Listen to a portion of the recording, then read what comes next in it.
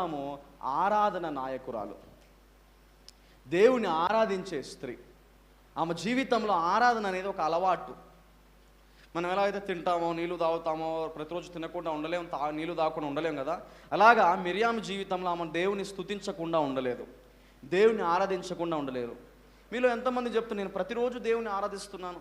ప్రతిరోజు నువ్వు దేవుని ప్రార్థన చేయడం వేరే, దేవుని ఆరాధన చేయడం వేరే, దేవుని స్తుతించడం వేరే, దేవునిలో సంతోషించడం వేరే. ప్రతిరోజు దేవుని గురించి పాడుతూ, ఇంట్లో ఉన్నప్పుడు పనులు చేసేటప్పుడు దేవుని గురించి పాడుతూ స్తుతిస్తూ ఆయనని ఘనపరిస్తే గొప్ప కార్యాలు జరుగుతాయి. దేవుడు ఏం చేశాడు? వాళ్ళ కళ్ళు ఎదుట ఎర్ర సముద్రాన్ని రెండుగా చీల్చేశాడు. దేవుడు మన మధ్య చేసిన గొప్ప కార్యాలకి మనం కృతజ్ఞతలు చెప్పినప్పుడు ఇంకా గొప్ప కార్యాలు దేవుడు చేస్తాడు. మిరియాము ఏం చేసింది? నా వైపు చూడండి అందరూ కూడా. ఎర్ర సముద్రం చీల్చిన వెంటనే, ఆ కథ అంతా నేను చెప్పట్లేదు, దేవుడు వాళ్ళని దాటించాడు. దాటిన తర్వాత మిరియాము తంబురని ఎత్తుకొని దేవుని స్తుతిస్తూ పాడుతుందంట. మిరియాము పాడేటప్పుడు మిరియాము వెంట స్త్రీలు కూడా చేరారంట. అంటే ఇతరులను ఆరాధనలోనికి నడిపించే స్త్రీ ఆమె, ఇతరులని దేవుని దగ్గరికి తీసుకొచ్చే స్త్రీ ఆమె, ఇతరులని దేవుళ్ళు ఎదిగేటట్టు చేసే స్త్రీ మిరియాము ప్రవక్తిని అని అక్కడ రాయబడ్డట్టు మనం చూస్తున్నాం 20వ వచనంలో. ఆమె ప్రవక్తిని.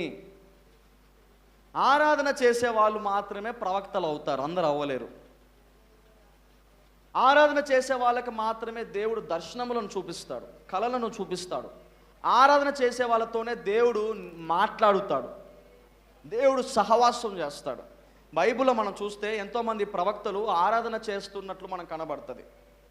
ఉదాహరణకి ఎలీషా, 2 రాజుల గ్రంథము 3వ అధ్యాయము 15వ వచనం ఒకసారి చదవండి ఎవరైనా.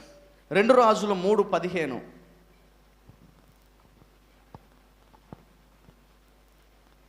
2 రాజుల గ్రంథం 3వ అధ్యాయం 15వ వచనం. వీణ వాయించగల ఒకనిని తీసుకురమ్ము. ఒకడు వచ్చి వాయించుచుండగా యెహోవా హస్తము అతని మీదికి వచ్చును గనుక చాలు. ఇక్కడ చూడండి, ఎలీషా ఏం చెప్పాడు? రాజులందరూ యుద్ధానికి వెళ్ళినప్పుడు తాగడానికి నీళ్లు లేవంట. సైన్యానికి నీళ్లు లేకపోతే యుద్ధం ఏమైనా చేయగలుగుతారా? దాహం వేస్తుంది, యుద్ధం చేయలేరు, దాహం వేస్తుంది, నీళ్లు లేవు. వాళ్ళు ఏం చేశారు? ఇప్పుడు ఏం చేయ, నీళ్ళు మనలాగా అప్పుడు మరి కొలాయిలు బోర్లు ఏం లేవు, నీళ్ళు ఎట్లా తెప్పించాలి ఇంతమందికి, ఇంత పెద్ద సైన్యానికి? ఎవరిని అడగాలి సహాయం అని ఎలీషా దగ్గరికి అడుగుతారు. ఎలీషా, మాకు నీళ్లు లేవు తాగడానికి అని. ఆ తర్వాత ఎలీషా వాళ్ళతో మాట్లాడతాడు, వాళ్ళని గద్దిస్తాడు. ఆ తర్వాత అంటాడు, మీరేం చేయండి, నాకు వీణ వాయించగల ఒకరిని తీసుకొని రండి. ఎవరిని తీసుకొని రావాలి? వీణ వాయించగల ఒకరిని తీసుకురండి. ఎందుకనంటే నేను దేవుని ఆరాధన చెయ్యాలి. అసలు అక్కడ సమస్య ఏంటిది? ఎలీషా ఏం చేస్తున్నాడు? నీళ్లు లేవు, ఒక కష్టం వచ్చింది, కానీ ఎలీషా ఏమంటున్నాడు? నేను వీణ తీసుకురండి, నేను దేవుని స్తుతించాలంటున్నాడు. కష్టం లేదు. ఎలీషా ఏం చేస్తున్నాడు ఆయన? నాకు వీణ, మీకు నీళ్ళు కావాలా? నాకు వీణ వాయించగల ఒకరిని తీసుకురండి. ఒకడు వచ్చి వీణ వాయించేటప్పుడు ఏం జరిగిందంట? ఎలీషా దేవుని ఆరాధన చేస్తూ ఉన్నాడు. అప్పుడు దేవుని హస్తము దిగి వచ్చిందంట. నువ్వు ఆరాధన చేసినప్పుడు దేవుని సన్నిధి అక్కడ ఉంటుంది. ఆరాధన చేసినప్పుడు దేవుని హస్తము దిగి వస్తుంది. ఎందుకు మనం ఆరాధనకి అంత ముఖ్యత్వం ఇస్తున్నాం? మన సంఘంలో ఆరాధన ఎందుకు మనం చేస్తున్నాం? మిరియాము ఎందుకు ఆరాధన చేసింది? ఆరాధన చేసే వాళ్ళతో దేవుడు మాట్లాడతాడు. హల్లెలూయా. ఒకవైపు ఆరాధన జరుగుతూ ఉంటుంది, ఒకవైపు వాళ్ళ పాటికి వాళ్ళు ఉన్న వాళ్ళతో దేవుడు మాట్లాడడు. ఆరాధన చేసే వాళ్ళతో దేవుడు మాట్లాడతాడు. ఆరాధన చేసే వాళ్ళ సమస్యల్ని దేవుడు తీరుస్తాడు.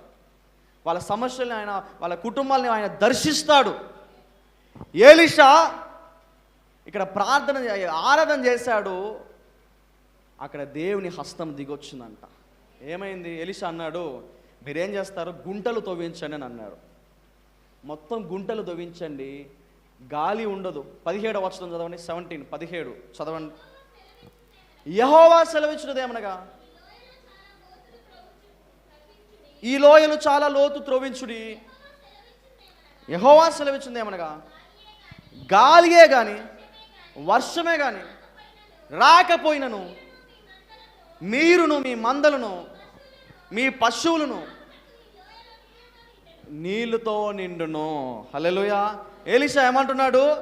ఏలీషా ఇక్కడ మనలాగా తన శారీరకమైన ప్రయత్నాలు చేయట్లేదు, మనుష్య రీతిగా ఆలోచించట్లేదు.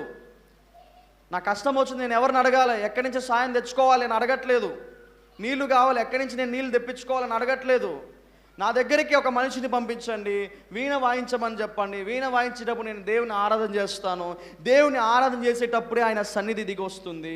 ఇప్పుడు ఎలీషా చెప్తున్నాడు, దేవుడు ఏం చెప్తున్నాడంటే, దేవుని ఎలీషా ఆరాధన చేసేటప్పుడు దేవుడు మాట్లాడుతున్నాడు ఎలీషాతో. దేవుడు అన్నాడు, గాలి ఉండదు, వర్షం ఉండదు, కానీ మీరు తవ్విన ఈ గుంటలలో నీళ్లు నిండుతాయని దేవుడు చెప్పాడు.